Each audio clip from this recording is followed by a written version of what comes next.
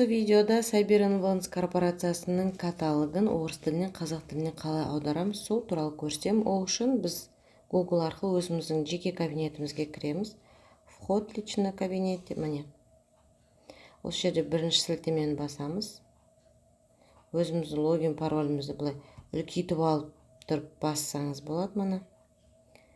И кіреміз. Ашылғаннан кейін оң жақта жоғары жағында 3 сызықша болады, соны басқан кезде төмен жақта интернет-магазин деген бар. Міне. Жалпы каталогты, сайтты барлығын қазақ тіліне аударуға болады. Осы жерде оң жақта, жоғары жақта 3 нүкте бар. Осыны басқан кезде перевести деген тұр. Осыны басамыз.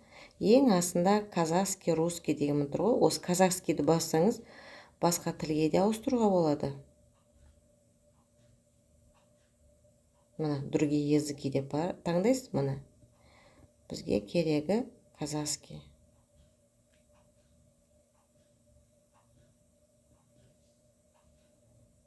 Енді каталогқа кіреміз. Мына жерде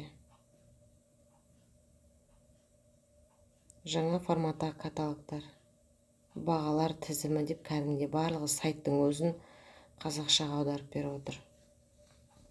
Міне.